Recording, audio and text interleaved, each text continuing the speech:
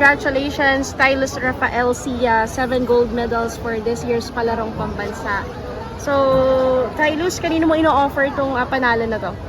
Sa mga parents ko, yung kapatid, yung brothers ko, yung mga coaches ko, at yung mga friends ko sa swimming. Are you satisfied with your performance here? Yes po. 7 gold medal. Pangilang palaro mo na pala ito ulit? Second po.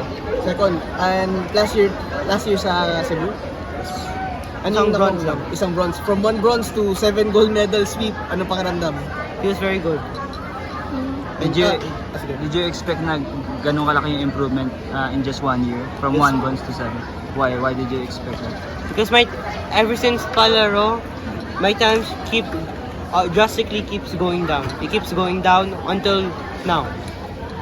Talagang ano yung nakahiligan mo pala sa swimming? It's fun. Like, paano mo siya na-pick up? Paano ka na-entice na subukan siya? Kasi yung older brother ko, meron special.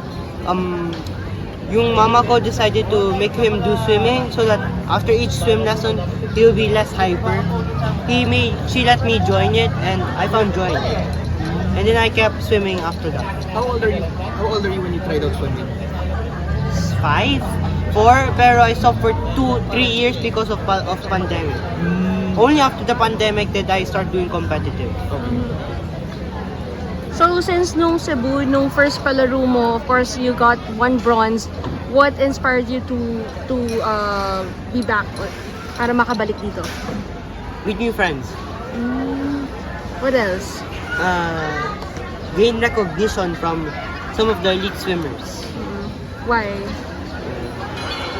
Why do you want that?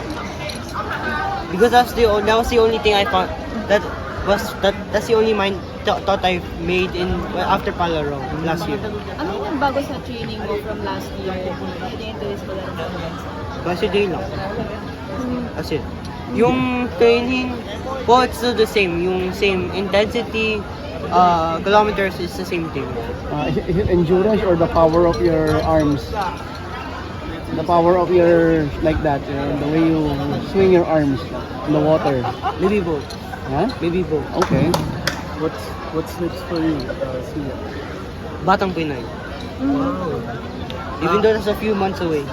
Pang ilang batang Pinoy mo yun, Sia? This will be my second. Oh. You were in Palawan last year. Nakailang medals ka nun last Isang silver, isang bronze. Saan events yun? 2 free silver, tapos 2 back bronze. What's your target going to the Batang Pinoy this year? I don't know. It's still in a few months. I have time to decide pa. So, 7 events ulit. Currently, you're the most medal athlete in the Palarong Pambansa, meaning the athlete with the most medals. So, for you, ganin kasi lalo na you had to, the only change that you did on your training was, once a day every day pa? Twice a day, Tuesday, Thursdays. Okay. Tapos I joined more competitions regularly. Nung last time talagang palaro lang ba yung nilaro mo or may sinalihan ka ba ng mga dati? More invitational like yung gladiators. This last week. But, your thoughts on being the most medal athlete dito sa Palaro? Let's wait until tomorrow so I can decide.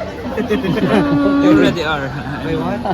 You already are. You already are. I mean, Sofia can tayo, but at this point, you have the most golds. I feel happy. It's fun. Tylus, okay, for the record, 7 gold medals and ilang record? 3.